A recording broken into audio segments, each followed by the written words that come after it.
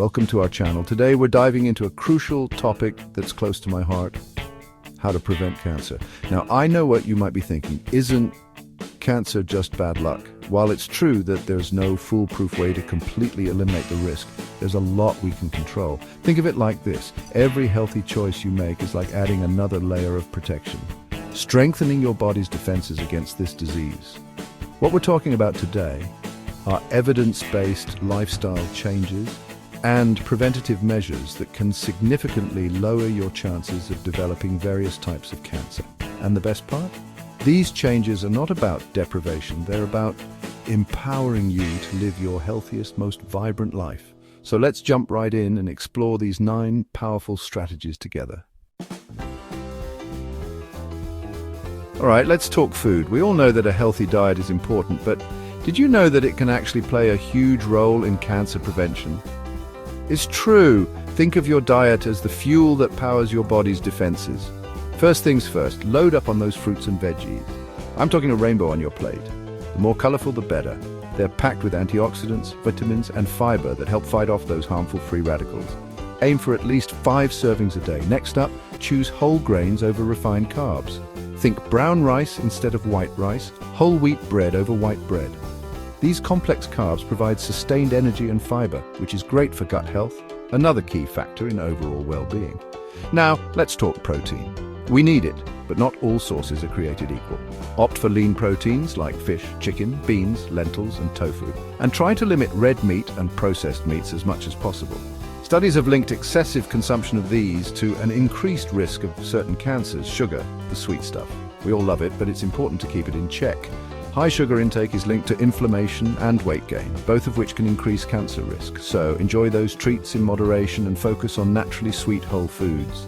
Same goes for those tempting processed foods. They're often loaded with salt, unhealthy fats, and artificial ingredients that can work against your body. Remember, a healthy diet is all about balance and enjoying real whole foods. Small changes can make a big difference over time. Let's be real, staying active is easier said than done, especially with our busy lives. But trust me, making time for exercise is one of the best gifts you can give yourself, especially when it comes to cancer prevention. Think of it as a powerful tool in your arsenal against this disease. Now, you don't need to become a marathon runner overnight. Aim for at least 30 minutes of moderate intensity exercise most days of the week. And what does that mean? Think brisk walking, cycling, swimming, dancing, anything that gets your heart rate up and makes you break a sweat. But here's the cool part. Exercise doesn't just benefit your physical health, it does wonders for your mental well-being too. It's a fantastic stress reliever, and we all know that managing stress is crucial for overall health. Not sure where to start? Find an activity you genuinely enjoy. That way it won't feel like a chore. Grab a friend, join a class, or put on some music and dance it out at home. Every little bit counts.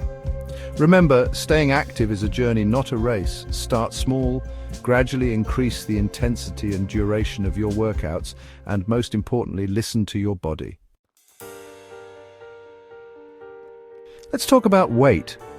It's a sensitive topic, and I want to approach it with empathy and understanding.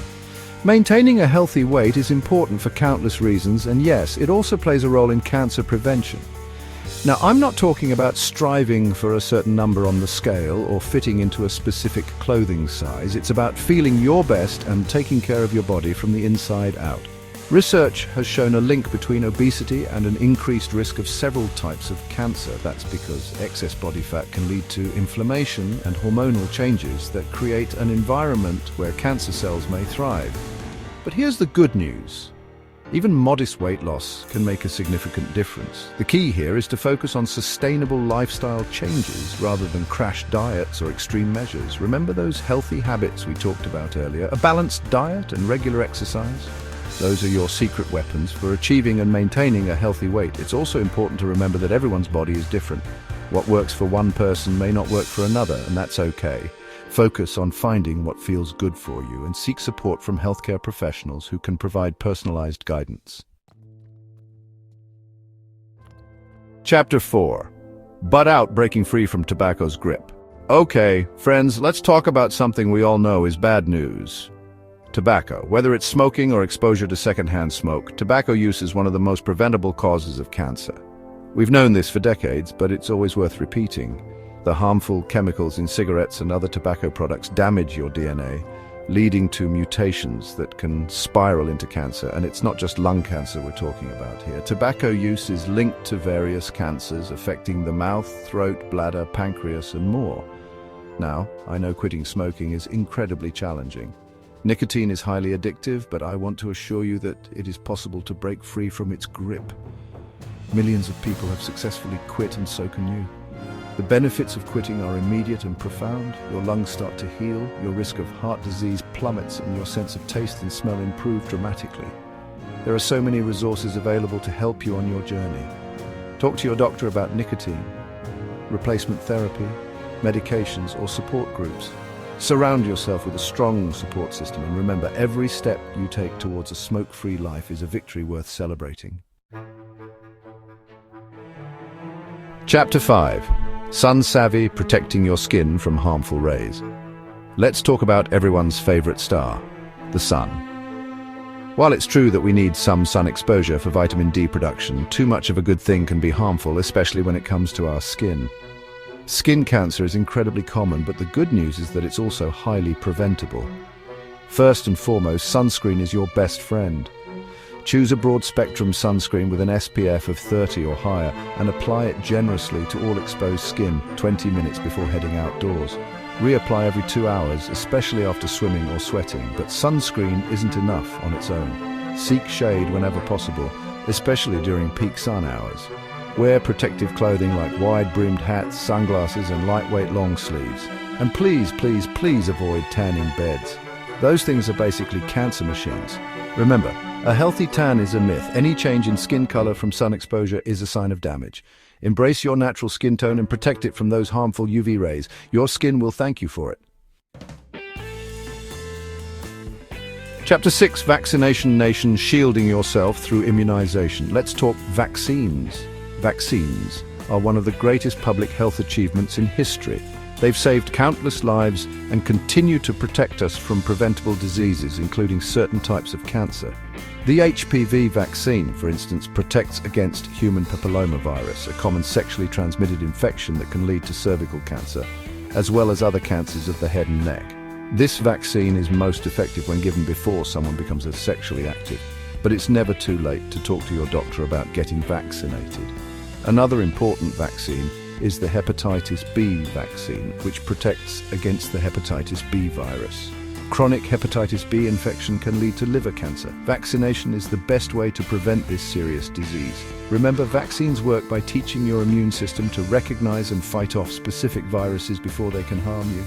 They're safe, effective, and an essential part of protecting yourself and your loved ones. Chapter 7. Screen time early detection saves lives. Let's talk about the importance of screenings. Early detection is key when it comes to cancer treatment. The earlier a cancer is found, the easier it is to treat, and the better the chances of survival. That's why it's so important to stay up to date on your recommended cancer screenings. Now, I know screenings can seem a bit intimidating, but trust me, they're nothing to be afraid of. Think of them as routine checkups for your health. Talk to your doctor about which screenings are right for you based on your age, gender, family history, and other risk factors. For example, women should start getting regular Pap smears at age 21 to screen for cervical cancer. Men and women should talk to their doctor about colon cancer screening starting at age 45. And everyone should be aware of the signs and symptoms of skin cancer and report any changes to their skin to a dermatologist. Remember, screenings are not about looking for cancer when you have symptoms. They're about finding cancer before it has a chance to spread. So please, don't delay. Schedule those appointments and prioritize your health. Chapter 8. Family ties, understanding your genetic blueprint. Let's face it, we don't get to choose our genes. Our family history is part of who we are, and it can provide valuable insights into our health, including our risk of developing certain diseases, like cancer.